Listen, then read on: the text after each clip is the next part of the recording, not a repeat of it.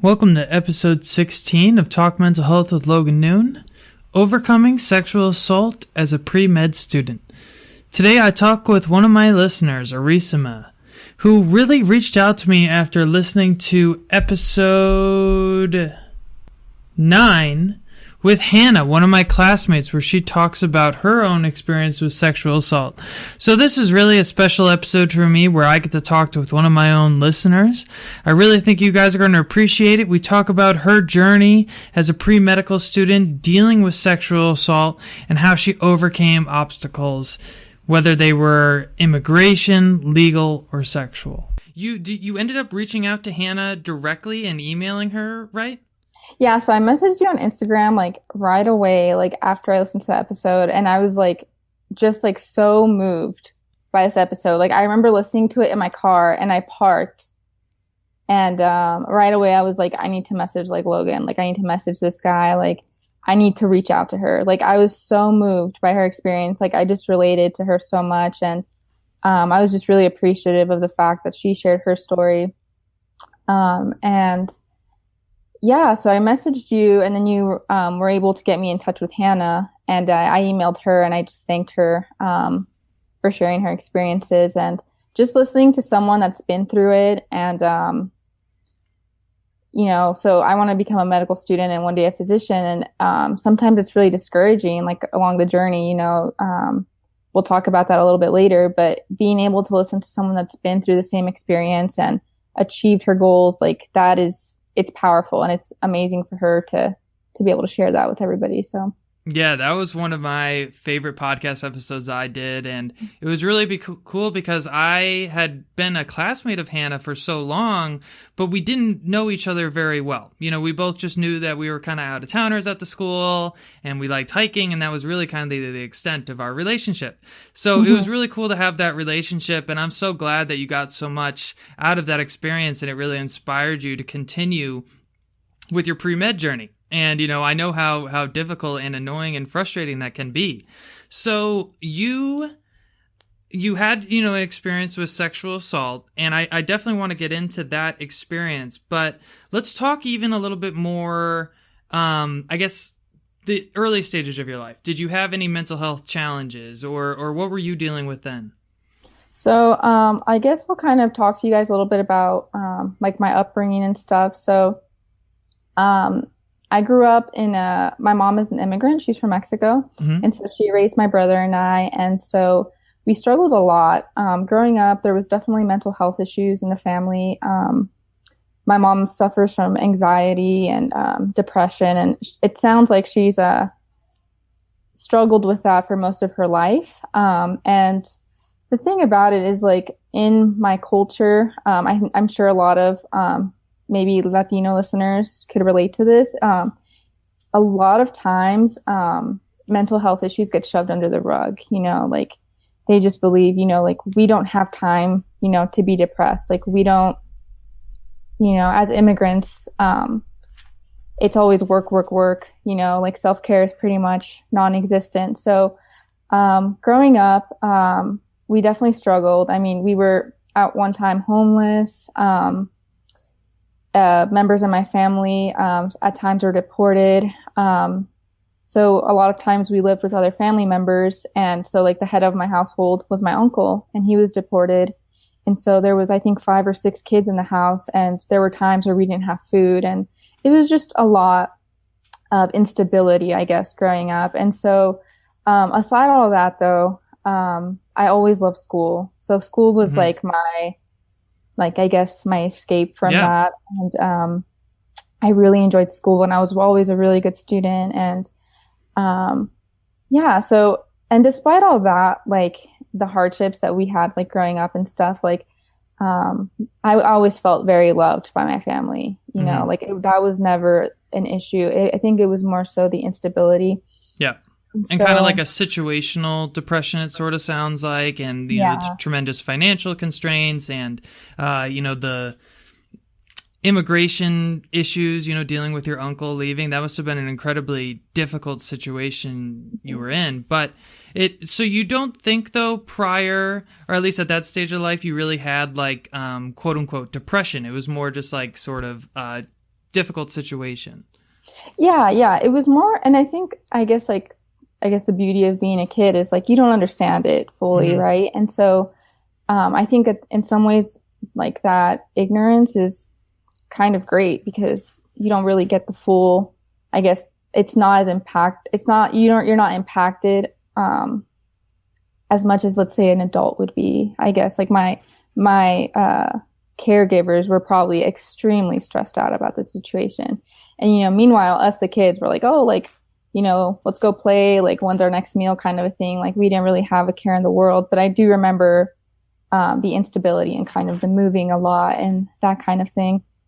And then I got older, and I guess I'll talk a little bit about my experience of my first experience with medicine and kind of why I was interested in the medical field. So when I was 13, my mom became really sick. So she basically had like vaginal bleeding for months, just like months. Yeah. And it was, I remember it got really bad. Like I remember one time we were driving and she was sitting down and she stood up and there was just like blood all over the seat. And so, she had put off going to the doctor. She didn't want to stop going to work, all this kind of thing. So, eventually she went to the doctor and, they decided to do a hysterectomy, because she had, a tumor in her uterus. So they did a hysterectomy. And then I think a few days after, I can't remember the timeline of events perfectly, but she was rushed back into surgery and she had to have a blood transfusion. And so my brother and I were both, like 8th graders. Like we were really young and all of this was happening. And I just remember we were like alone in the hospital. Like we were just alone. My mom was in surgery. And like, I don't remember anyone coming to talk to us and explain what was going on. Like, it was really just a strange experience. And I remember just being confused. And then she was brought out of that second surgery and they wouldn't let us talk to her yet because, she was still sedated. Like out of it, yeah. Yeah. And so I remember that they said they were bringing a priest.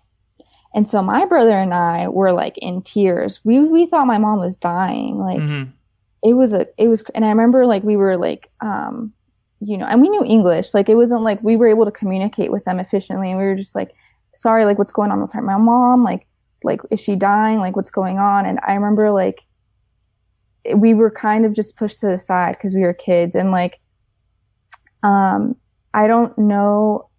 I'm not saying it was the healthcare worker's fault, but I think like that situation could have been handled differently. And granted, we didn't have a guardian to kind of watch over us, so we had to stay there. So that happened. And then my mom was discharged maybe like a few days later. And she was at home. And then I remember one day she just like got up and started like puking like in the sink. This was a few days after she had been discharged.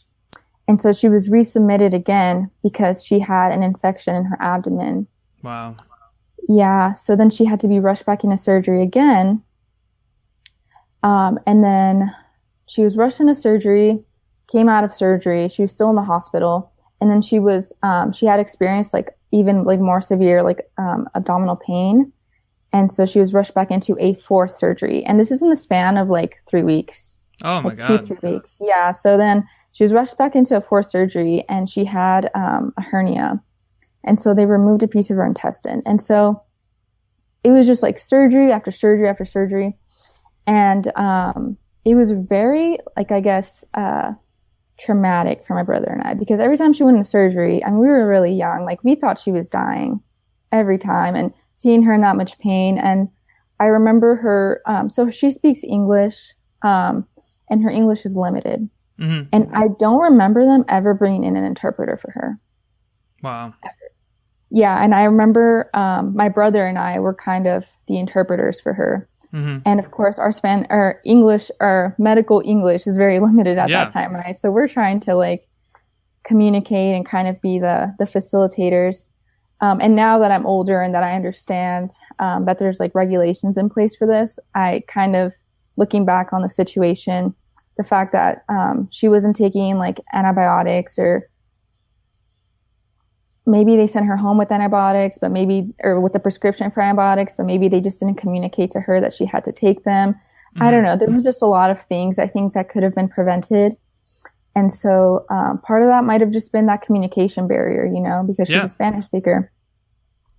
And so I think as I got older, I became really interested in kind of advocating for the community of immigrants and making sure that their healthcare is up to our standards, right? So, well, that's excellent that, you know, you have that desire. And I am so sorry that you had to go through that struggle. And I hope your mother is still living and, you know, has recovered from that process. So that's great that she has.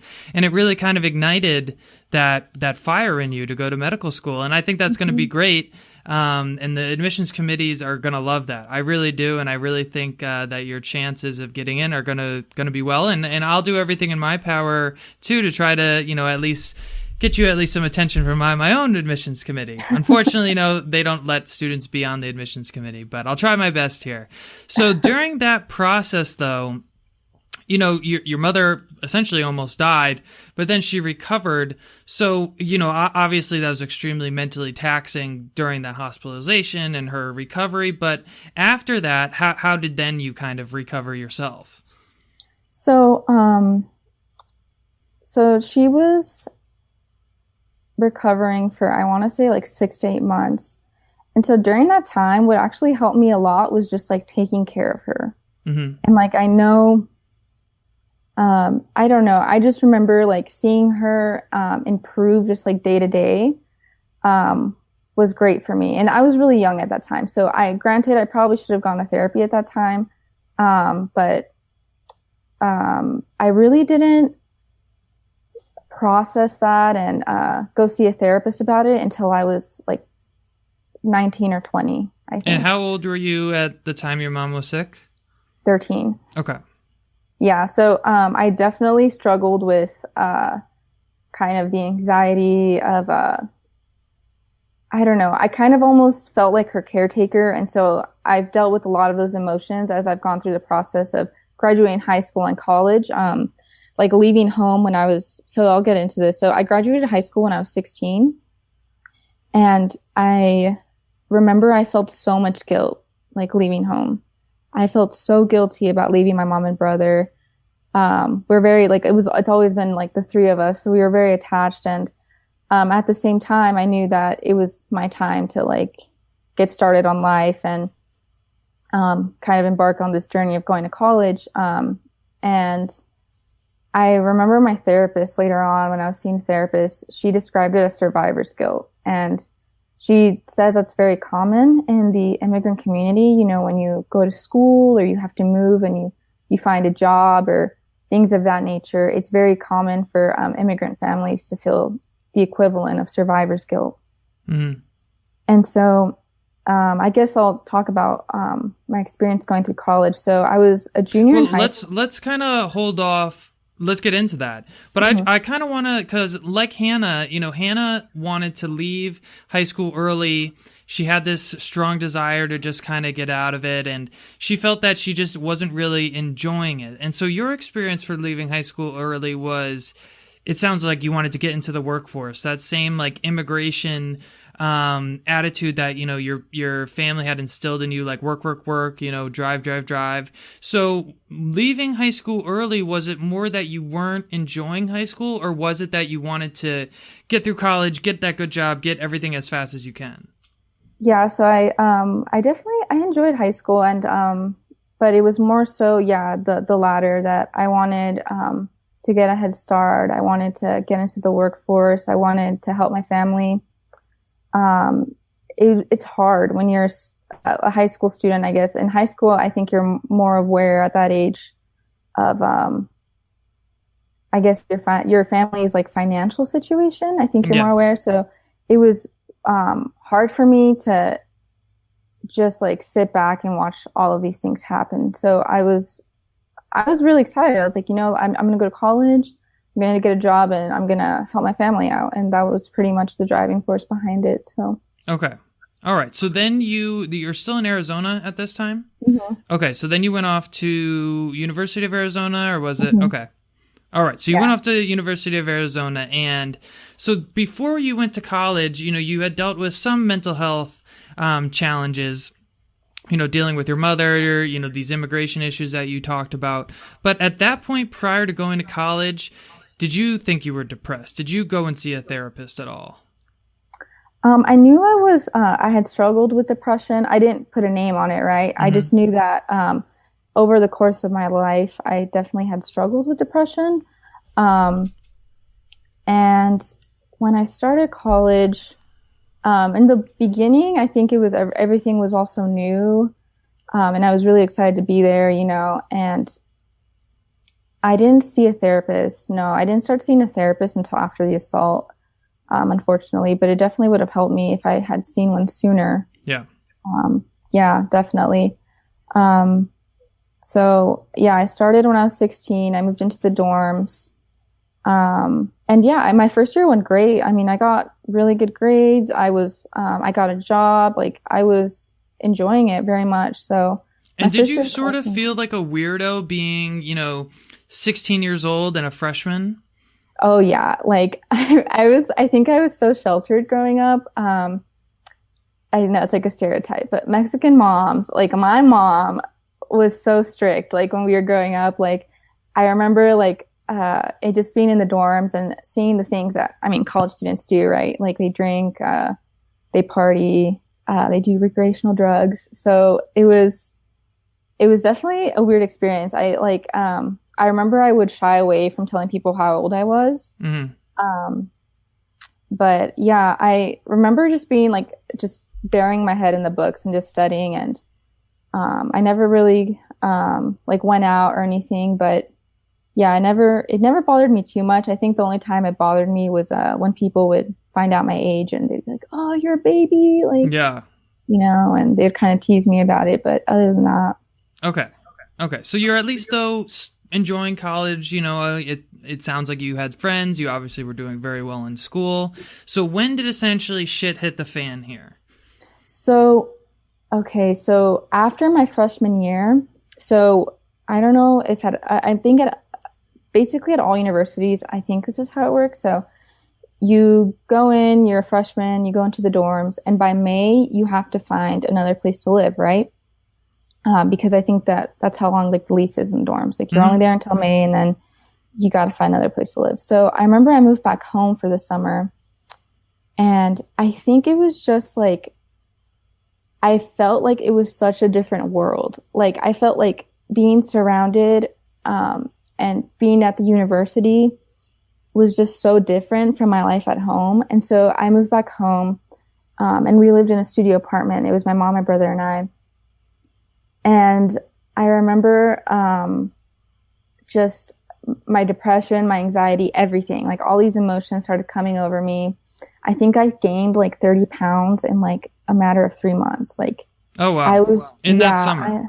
In that summer, yeah. And this was all before the sexual assault, you're saying? Yes, okay. Yes, this was before the sexual assault, yeah. Okay. And so I was just so anxious being there. And I think that was just because I was once again aware of the financial situation, of some other things going on with my brother, seeing my mom just like struggling. I think all of those things just made me like an anxious wreck, right? And so then I moved into an apartment my sophomore year of college with some roommates, and things were fine. That was fine. And so I definitely was more depressed at this time. I noticed because my grades were suffering. So I had social anxiety. The fact that I had gained so much weight, I was extremely uncomfortable in my own skin. It was a lot of things, right? And so my roommates at the time were also, one of them was like in a relationship that was abusive, and her boyfriend would come over and fight with her, and he punched like a hole in our wall, and it was just like not a good situation for me to be there. And so I like managed to like scrape by that semester, my first semester of my sophomore year. And then my second semester, so I'll talk about the assault. So this is when I was assaulted. So it was spring break of my sophomore year of college. I was 18.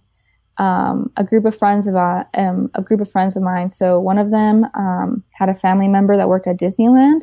Okay. And she said, like, we'll get you guys some free tickets. Like, you guys should just come down for spring break. And so we were like, oh, great. I had just bought my first car and I was like, oh, yeah, like, ready, let's go. Like, let's go on a road trip.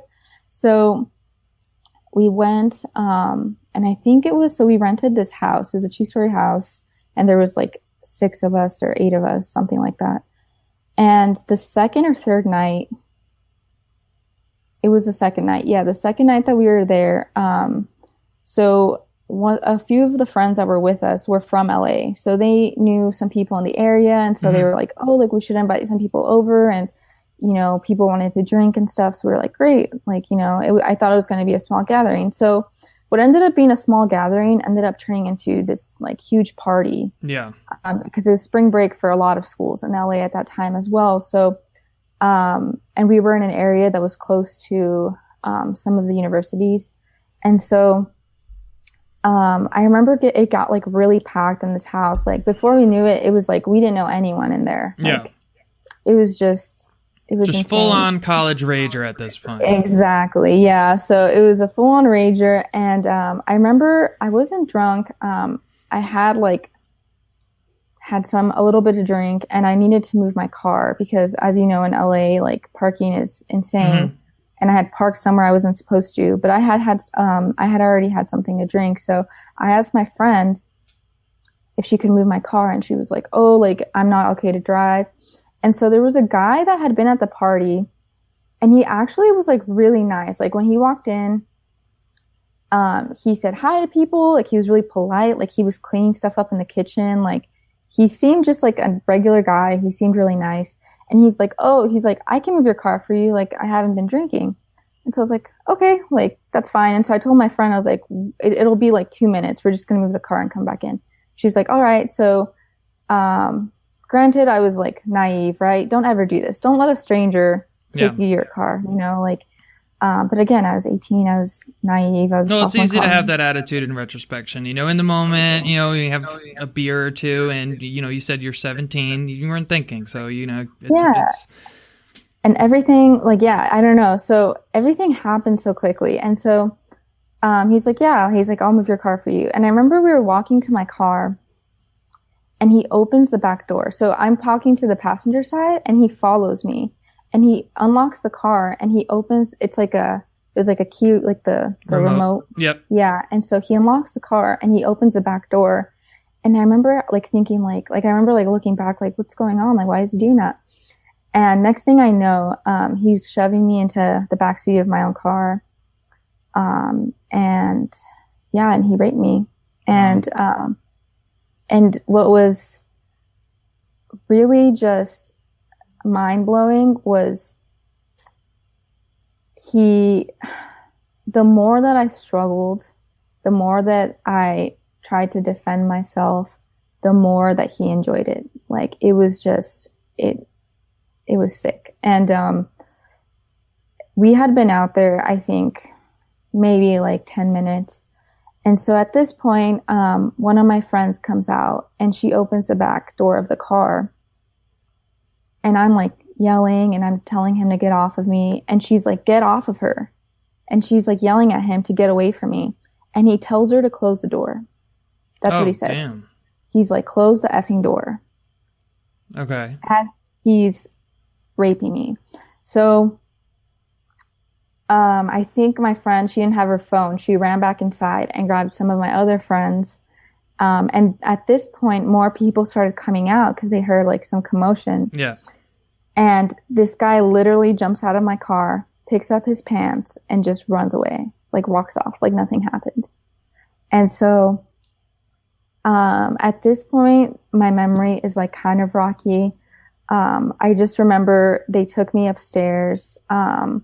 I was in a lot of pain, and I remember just collapsing on the floor and just crying. Like I couldn't even speak. Yeah. And they kicked some people out of the house. Like they pretty much were like, everyone get out kind of a thing. And I was like in so much shock about what just had happened. Like, I was in a lot of pain. Yeah, and so I just remember that night I collapsed on the floor. I fell asleep there. Um, and granted, I'm surrounded by girls that are around the same age as me. Um, and the people all, no one took me to the hospital. Like that's one Yeah. thing. Like no one took me to the hospital. Um, I remember in the morning, I was like in and out of sleep. And I remember one of the girls like saying like, should we take her to the hospital? And some of the other people were like, no, like we can't take her. Like my parents don't know I'm here kind of a thing. Like I don't want to get in trouble. And so, Wow. That's yeah, fucked up. it was really, that was, I think, what really, it was hard. It was hard because at the So time, let me just kind of, and I know if this is difficult, certainly stop me. But one thing I've heard in the episodes I've done similar to this is that it's been only female victims, but one thing they struggle with is essentially getting people to believe them.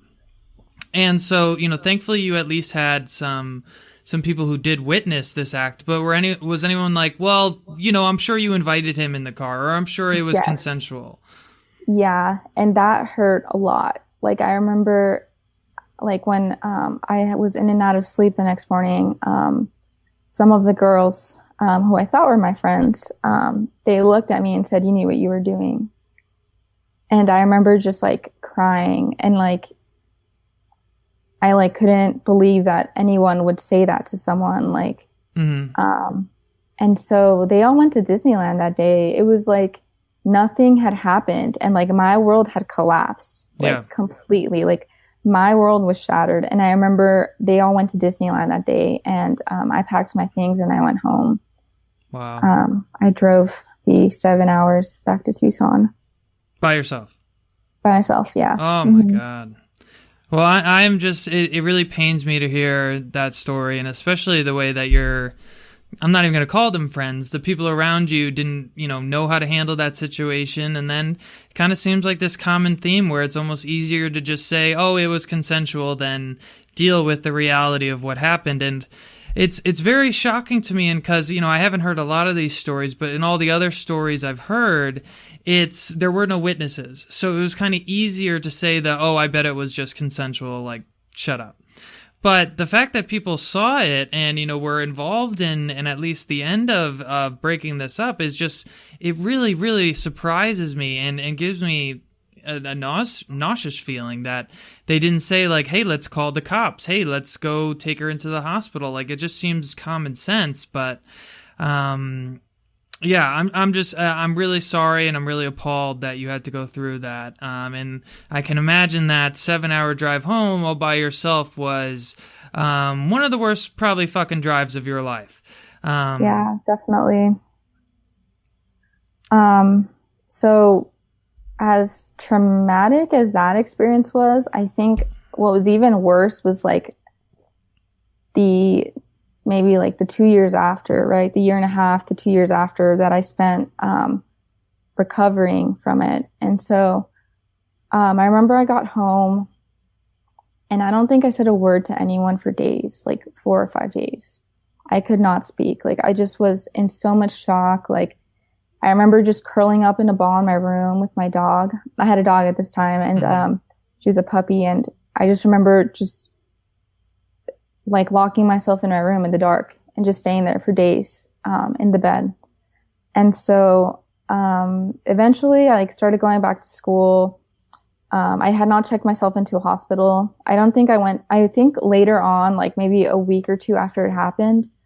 So I'll talk about this. So I checked myself into the hospital and I told them I had back pain, which I did. I was like so tense. Yeah. And I was extremely anxious and I wasn't sleeping. And I remember I went in and I was like, I have severe back pain. And so I remember they did all these tests on me. They were like, well, maybe she has a UTI, maybe this, maybe that. And so they couldn't figure out what was wrong with me, And I remember it was like some of the nursing staff, maybe they were getting a little frustrated because I was I wasn't really communicating with them, like maybe the way that they wanted me to. Yeah. I didn't even And know when like someone comes in saying, I have severe back pain, in this day and age, they probably thought you just were a drug seeker. looking for opiates. Yeah, exactly. So like I just remember it was like I wanted to say like I was assaulted, like I need help, but I didn't know how to say it. Like I was still in denial, I think, of what had happened as well. And I remember I went in, I was like, I have back pain, like I don't know what's wrong with me. And I remember just like crying, like sitting in the bed crying. And I didn't know how to like process that and communicate that, you know. And so I was discharged, and they were like, take some ibuprofen kind of a thing. It wasn't a big deal. And then, so in that hospital experience, you never told them really what happened at all. No. Mm-mm. So let me push you kind of on this, because as a man, I've never been sexually assaulted, so I don't know what it's like. But I'm doing this as an education for me and other men, and I guess women too. But so what keeps you in that situation from just simply saying like, hey, I had unconsensual sex, someone assaulted me? Or what keeps you from picking up the phone and reporting it to the police? Shame. Okay. So I think it's like fear of judgment, and you have so much shame, and you almost like, even though you were the victim, you feel like guilty, like maybe you did something wrong. And I felt like, well, maybe if I hadn't been so naive, or I put myself in the position to be raped, like that's kind of how I felt. And I remember just feeling so ashamed, like I couldn't bear to say that I had been assaulted. And so, yeah, I think it might be different for other victims, but I think across the board, like shame is something that we all feel about the assault, like we're ashamed of what people will think. We're ashamed of, or we're scared of, I guess, of people's perceptions. I don't know. It was a lot to, I guess, process, and I just couldn't say it. Yeah, I couldn't communicate that. And so at this point, I think, so this was in March, towards the end of March, when I had gone to the hospital. And so I had severe like social anxiety. Like I could not make it. Like walking through campus was like the absolute worst thing for me. Like I would break out, like I would have a panic attack just walking from class to class. I started missing school a lot, and just staying home. Basically, I would stay home and just curl in a ball and sleep. And when I could sleep, at times I wasn't sleeping. Yeah. Sometimes I would go days without sleeping. It was just, I was like kind of just erratic. I was all over the place. And so eventually I just stopped going to class. Like this was around April, and I just stopped going. And same thing at work. I had 2 jobs at the time, and it was like such a switch. Like I remember some of both my managers talking to me, and they were like, what's wrong with you? Like, this isn't like you. Like I remember a lot of people noticing that it was just such a drastic change in my behavior. And I remember he was like one of my supervisors.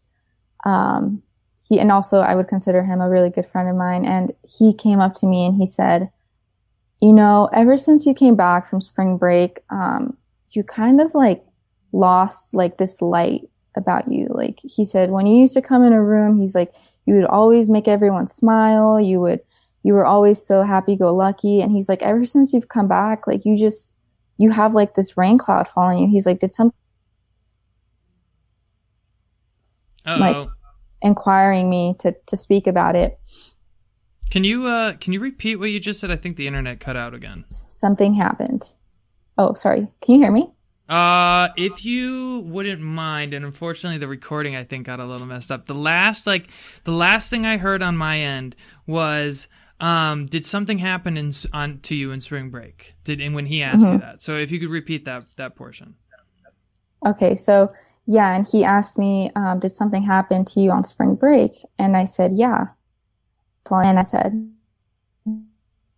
about it? And I was like, no. And that's as close as I got to telling anyone that I had been assaulted. And he was very persistent. He's a good friend of mine. And we're still in touch. He lives in California now, but he's very persistent and very caring. That's just how he is as a person. And even though he respected my boundaries, so he wouldn't ask me about it anymore, but he would kind of just check in on me, and he'd be like, oh, like, are you doing okay? Like, are you sleeping? Do you want me to get you some coffee? That kind of thing. And that was awesome. Like, he was just really kind. And at that time, like, I really appreciated it, and so this was my sophomore year, my second semester of my sophomore year. So I went a full year without going to therapy after that. Okay. And before you even went to therapy, though, had you really disclosed to anyone what had happened to you on spring break? Nope, I had not told anyone. I think so during that time, I was drinking a lot.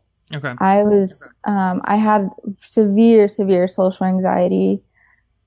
Even driving in my own car, like, I would just get anxiety. I was so anxious all the time. And so whenever I was in social situations, I would just drink. I would drink until I blacked out every single time. And so a lot of people that were close to me, even my brother actually, he was like, what is going on with you? Like, he's just like, I don't know, like, where this is coming from. Like, you need to take care of yourself. And I remember my mom too, like, now we talk about that time, the year following my assault. And she says that just the way I was with everyone was like, I just had like this energy, it's like this tension. Like, I did not want to talk to anyone. I had isolated myself completely from everyone. I think with my mom, like, even with the people close to me, like, my conversations with them were like 2-3 sentences once a day kind of a thing. Like, mm-hmm. I completely isolated myself from everyone. And so I was dealing with insomnia. I would go like, my sleep was so all over the place. I was taking more so like naps. I wasn't really sleeping. And just boozing all the time. So just kind of like exhibiting really like all the expectations of depression. You were withdrawing from social situations. When you were engaging in social situations, you were just hammered off your ass, not sleeping. But even in that state of mind, everyone knew that something was going on. But did anyone say, hey, like, I think you seem depressed, or hey, I think you should maybe go talk to a therapist? Like, how did you end up going and seeking a therapist and eventually, disclosing what happened? So my mom, as crazy as it might sound, is like, because she has never herself gone to therapy, or if she hasn't gone for very long. And my mom was actually the one that was like, you need to see someone, like, you need to see a therapist. And so I'm going to fast forward a year later. So it was February, a year later after the assault, or 11 months after the assault. And I fell asleep driving, and I totaled my brother's car. Oh, wow. His brand new car. Yeah, I totaled his car. I wasn't drunk. I was literally just so sleep deprived. Like, I wasn't sleeping. Yep. And I was driving home from work. And yeah, I fell asleep. Luckily, I crashed into like a wall. Like, I didn't hurt anyone, thankfully. And I was fine as well, but the car was totaled. And I think that was like my rock bottom. Like, now I'm affecting other people, mm-hmm. Like, this isn't okay. And I should have done it for myself to begin with, but I think it was like, I felt so much guilt for doing that to my brother that I was like, okay, like, I'm going to go see a therapist. Like, this isn't normal. Like, I can't believe it. Like, that could have gone so much worse, And it was like just a light bulb for me. Like, this isn't okay. Like, I need to go see someone. And so I went on, at U of A, I'm sure at many universities now, they have like their own, like, clinic for their students, and they have like therapy services there. And so I went, to the counseling services, and I remember just like checking in, and they took me to triage, and I sat down, and a lady was like, well, why are you here? And I like didn't know where to start. And I was like, I was like, I crashed my brother's car, and I feel really guilty about it. And that's all I said.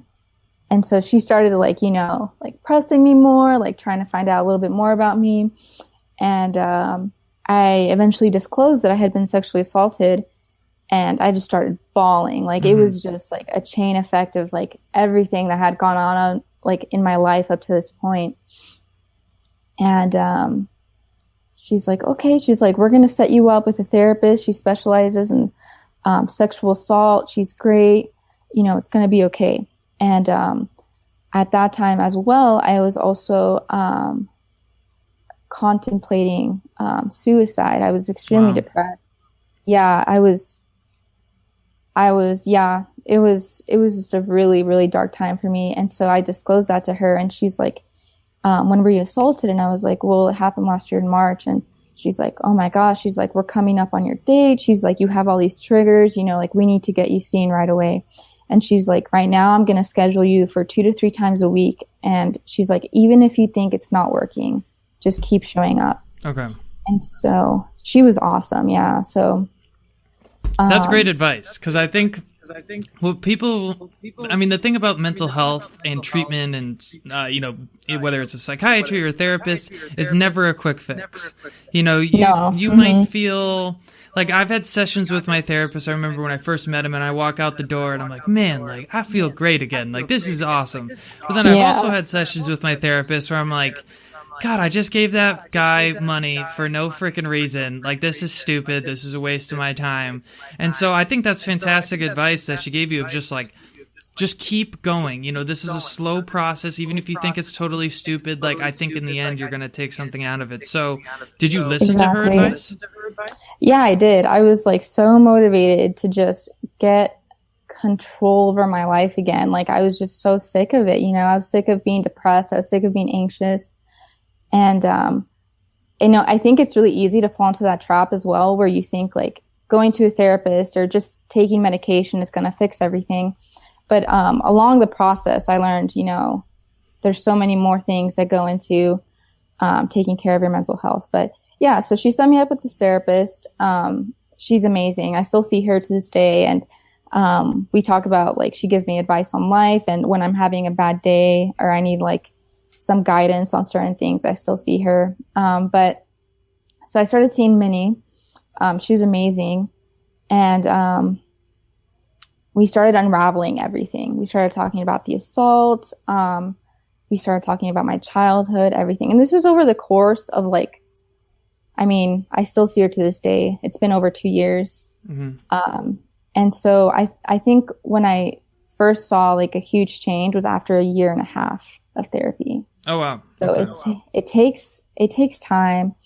And I was also seeing a psychiatrist, and I was on antidepressants and anxiety medication. And the thing with Minnie that I really liked as a therapist, though, was she has like a really holistic approach to everything. So she would, you know, suggest yoga, and she would suggest exercise and talk about the importance of, you know, taking care of your nutrition, taking care of yourself, taking time to just unwind, you know. And so, yeah, so, and then during this time, it was for like the following 1.5 years, my grades were terrible. I mean, I was still having severe social anxiety. I was still extremely depressed. And so my grades were all over the place. And I remember just being so discouraged, especially when you're in a class full of pre-meds and they're all like 4.0 students and they're all doing all these amazing things. And you're just sitting there like, I'm never going to be a doctor, you know, like that's really the stuff that kind of go through my head. And I would go talk to my pre-health advisor, and she was like, well, you want to be a doctor. And she's like, your GPA is like nowhere near where it should be. And I like wanted to like, you know, just like scream at her and be like, I was assaulted. Like, I have been through hell this past 1.5 years, you know. And I remember just getting so frustrated and frustrated with myself. It's really easy to get angry at yourself too during the recovery process. But you just have to take it like one day at a time, you know? Mm-hmm. And so eventually, after seeing Minnie for 1.5 years, making some huge lifestyle changes, I was, I think, healthy. I was back to a point where I felt like I had control over my life again. And my depression, anxiety were under control. And were you still taking medication at that time?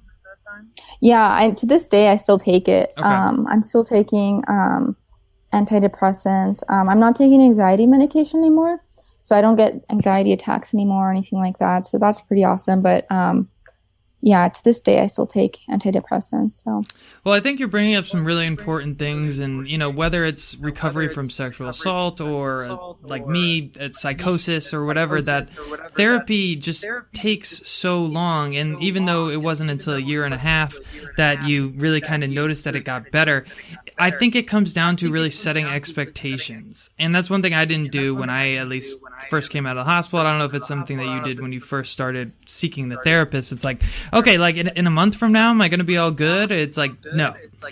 yeah. And so you mentioned lifestyle changes. You kind of alluded to some of them. So what were really the things that you changed in your life? So I started going to CrossFit. And it doesn't have to be CrossFit, right? It can be yoga. It can be anything, something active that you enjoy doing.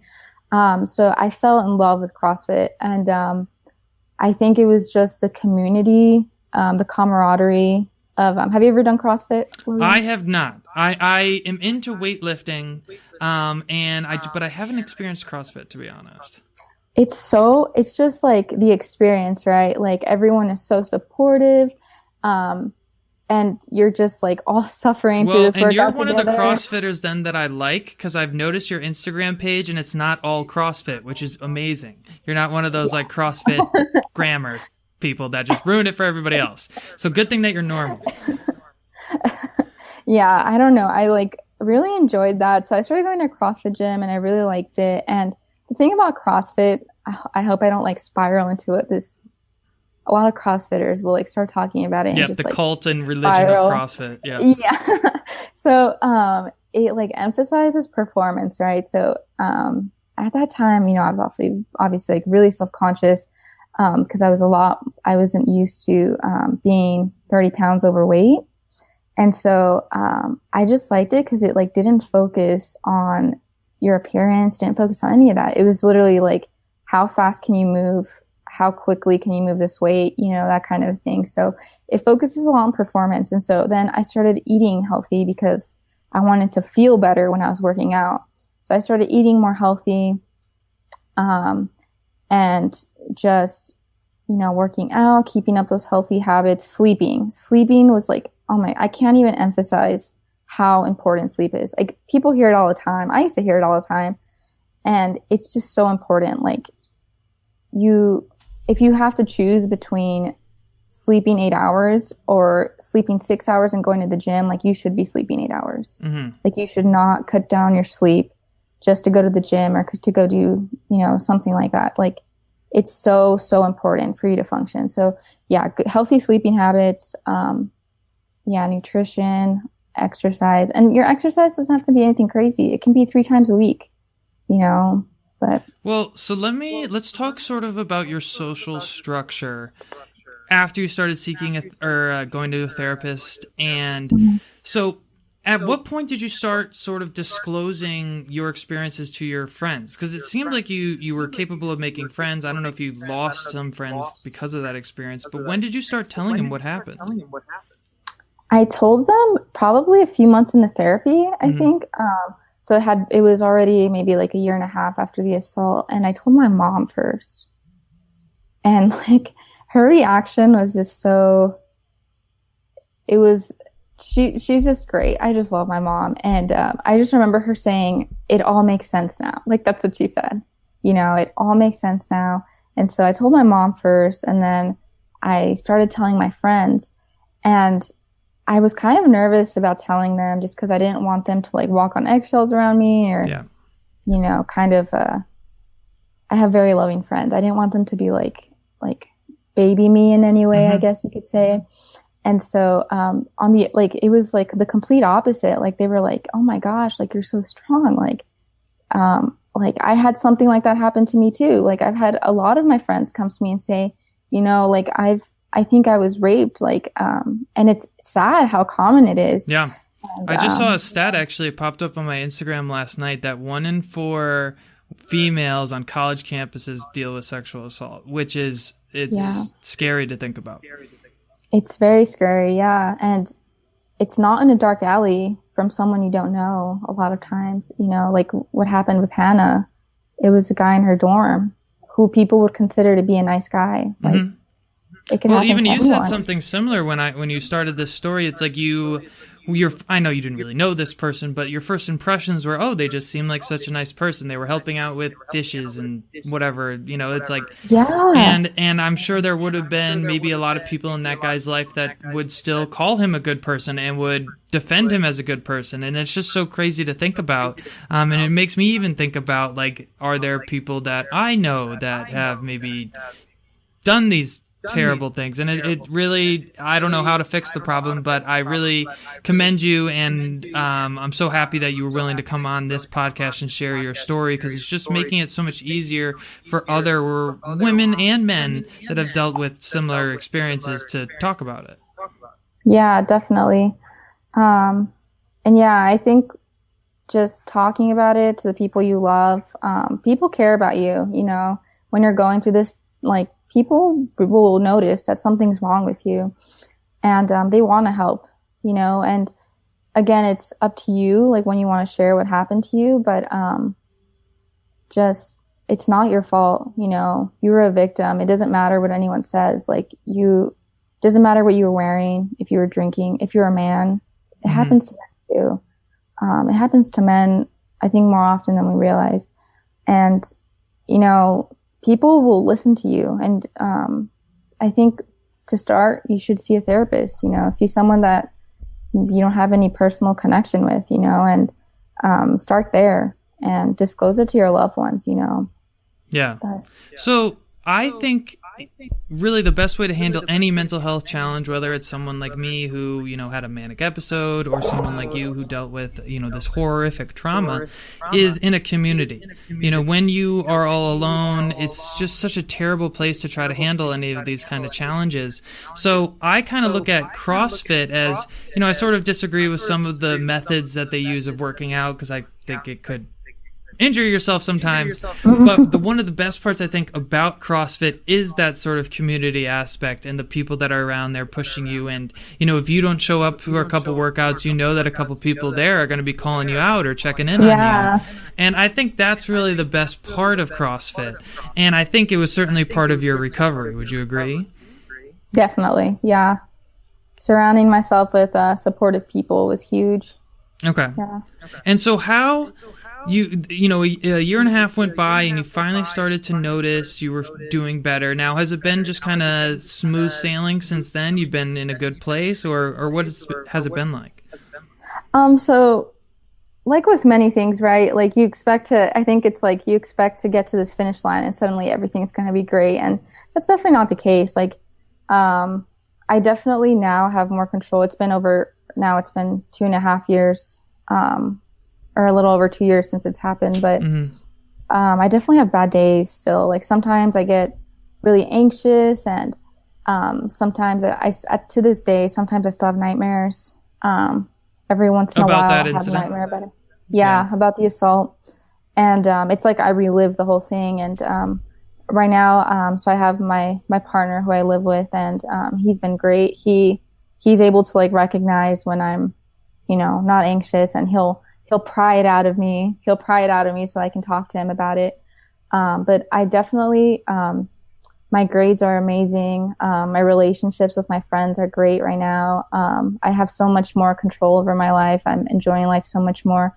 But that's not to say that I still don't struggle with it. I definitely still get social anxiety sometimes. And I still have, like I mentioned, nightmares and times where I don't sleep. But I think now I have a lot more tools in my toolbox to be able to recognize and manage those things. And that's where I think therapy is really useful, Well, I think every therapist must have that mantra kind of that they use, tools in their toolbox, because I've had many therapists kind of say that to me too. And so when you feel anxious, let's talk about that. At least I'll tell you at least what I do and what's really worked the best for me. And being that you're a CrossFitter, I'm sure you'll agree. So when I feel anxious, I find one of the best things that I can do is heavyweight exercises. So if it's like squats or deadlifts day, something that's really a full body exercise, I find if I do those exercises, I exhaust my body so much that my mind doesn't have the energy to feel anxious anymore. Like it will try to, but it will just give up and be like, screw that. I'm too tired for this. Yeah, like I like to use meditation sometimes when I get a little angry. Sometimes it works for me with anxiety. But, if I just have one of those spells where I just feel extremely irritable and anxious, I just almost get to the point where I'm like, okay, I have to find a way to work out to almost physically exhaust myself, and therefore I'll feel a mental exhaustion. So how about yourself, though? When you feel like, let's say if you feel anxious tomorrow about some big test, or maybe you got in a fight with your man or something, how would you handle it? So gym, number one, for sure. Gym is also my number one go-to. And I think second would be like, I kind of take some time to self-soothe is what my therapist calls it. So I take like a walk. I'll take my dogs with me. I'll like spend some time alone. And I spend some time alone. I do something distracting, like walk my dogs, listen to a podcast, whatever it may be.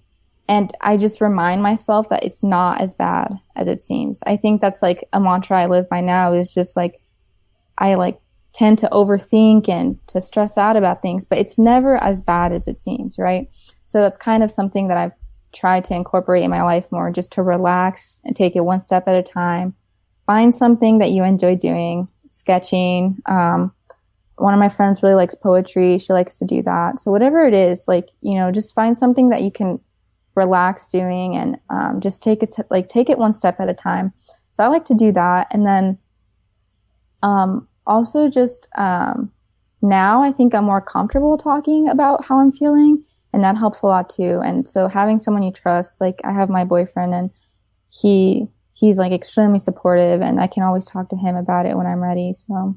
Well, great. Well, so I have two more kind of topics I want to conclude this conversation on. So first, let's imagine, someone's listening to this podcast right outside the door when we're talking, and he or she just was sexually assaulted. So what are some of the biggest advice you could give them? Maybe things you wish you did differently, or just words of encouragement? First and foremost, I'd say be kind to yourself. I think all of us are our own worst enemies, and for the most part, all of us are really self-critical, right? And so just be kind to yourself. I wish I could go back in time and just hug myself and tell myself that it would be okay, because I was so harsh on myself. So just take time to heal, take your time, take it one day at a time. Don't try to rush back if you're a student, don't try to rush back into class. If you need to take a semester off, that's fine.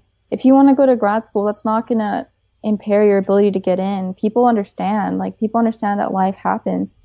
And so if you're working, communicate that in some way where you're comfortable, within your limits, to your supervisor. It's okay to take time off and take care of yourself. I would also say that, first and foremost, you were a victim. It was not your fault. It doesn't matter what the circumstances were. I don't care if you were drinking, like I said, what you were wearing, what people have to say about it. I believe you. If you talk to the people that love you, they will believe you too, and just, see a therapist when you're ready. I would recommend therapy as soon as possible, though. And it might not feel like you said, Logan, it might not feel like it's working, but it does. One day you're going to look back months down the road and be like, wow, this is night and day compared to how I felt, just like when my therapist said this all the time, when we break an arm or something happens, we go see a doctor and we go see a physical therapist and we go through rehab to take care of the broken arm. It's the same thing when we go through something traumatic. We need to go see a therapist for rehabilitation. We need to go through therapy, and it helps us heal. So yeah, well, I think that was some great words of advice, and I really hope that if you are listening and if you dealt with something similar that you did, that you just tell somebody, and if it's a therapist, if it's a nurse, if it's a police officer, maybe your roommate, whoever, I think the worst thing that anyone can do is simply internalize it and just try to keep it in their own head. And that's just the trauma of trying to go through that alone is awful. And I'm so sorry that you had to go through that and go through that for a year without really disclosing it to anybody. So now I want to sort of end this conversation sort of similar to the way we started. So, I am in medical school, and people along the way, not everybody, but a vast majority, like from the podcast, told me don't disclose what happened to me on my apps. It's going to be a red flag. They won't take you seriously. Well, I'm here. So, So what is your attitude around, when the med school application or when the committee looks at your application and says, hey, you were an A student, we noticed you dipped, and now you're, doing very well again. What the hell happened? How do you want to handle that? And are you going to disclose? Have you thought about this? So I actually emailed Hannah about that too. And I've talked to my therapist about it as well. And I'm going to disclose it, I took a semester off, which is why I'm doing an extra year now. And a lot of the reason of, I guess a huge part of the reason why I want to pursue medicine is all these experiences that I've had, right? With my mom, as a first generation citizen, as someone who survived sexual assault, all of that has shaped me into becoming a person that wants to help other people and wants to provide that service for patients one day. And so I'm going to disclose it to my admissions committee and to the admissions committee. And I think that at first I was really hesitant to do that. But after listening to Dr. Ryan Gray's podcast, after listening to kind of the stories that you've had to share, after hearing different people's perspectives on it, it's part of it's who I am. It's part of the reason why I want to become a doctor. So I'm going to disclose it. And I think that, even though there might be advice out there that says you shouldn't disclose mental health issues, if it's part of who you are, if it's part of your journey and why you want to become a physician, a teacher, whatever it is, you should be disclosing it if you're comfortable doing that. So. Well, that's fantastic. And I'm so happy to hear that you are taking on that attitude. I know it might seem scary. I know there might be people who have done this for years as an admissions advisor that tell the complete opposite, but I think it's true because, that question is coming from the admissions committee anyways, why did your grades dip? And rather than give them some BS story about how, I don't know, you lost your passion of medicine or whatever, no, be honest. And I really think the experiences you had, you were so close to the medical system, watching someone you love, almost die, and then your transition into you yourself being the patient. And I just think that because of your experiences, you're going to have such a better ability to connect with patients. There's going to be a lot of patients that you have in the future that have gone through something similar.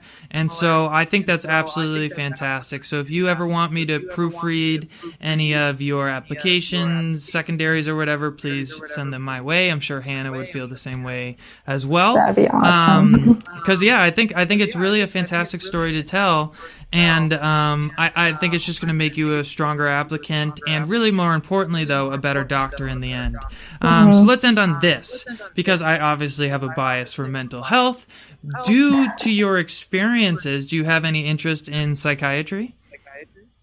My therapist has told me to consider it. Actually, she has always told me, you would be a good psychiatrist. So I haven't, right now, I don't have an interest in psychiatry. I'm more interested in OB-GYN or neonatology, working with moms and babies, but that could change, that could change in medical school. And I'd like to explore psychiatry for sure once I'm there. But Well, either way, I have full confidence that you are going to make a great doctor one day. Good luck in this application cycle. I know how bad it sucks. So it's August. You're not applying until June, right? Is when it opens up? Yeah, next year. Okay, so you got a while. So enjoy your last 6 months of freedom here before it all sucks. Do fun things with your man. but I want to thank you again for coming on the podcast today. I think you did an absolutely wonderful job telling your story. Sorry the internet cut out a couple times. Sorry, listeners, if it's a little bit awkward. But I'm sure all you guys will kind of agree with me that this was a fantastic story. And thank you so much for reaching out to me. So if any of you listening have gone through something similar and you want to do something similar to what Irasema did and come on the podcast and share your story, please do, because this was really a cool experience for me having a listener come on, and you helped educate me on how to better communicate with individuals who have dealt with things similar to this. And yeah, this was fantastic. So thanks again. Thanks again, Logan. Keep doing what you're doing, and good luck on your second. Is this your second year? Yes. So I am in my first organ system of second year, and I take the big board scary test at the end of June. Nice. Yeah. So right around when you're applying, be like, at least I'm not taking boards. Like, yeah, that, I'll be cramming for multiple choice tests. You'll just be writing a million essays. It's quite terrible. Sounds good. Thank you very much, Logan. And that is a wrap on episode 16. I want to thank you so much for tuning in today. Next week, we have kind of a different episode coming in. Basically, this episode, I was at my school fair at Pacific Northwest College of Osteopathic Medicine, where we were advertising all the clubs on campus. So basically what I did is I was advertising for the psychiatric club, but I was actually interviewing any of the first year and second year medical students that came up to my table. So it's a little bit different of an episode, but I really think it's going to provide some good insights into the mental health of medical students.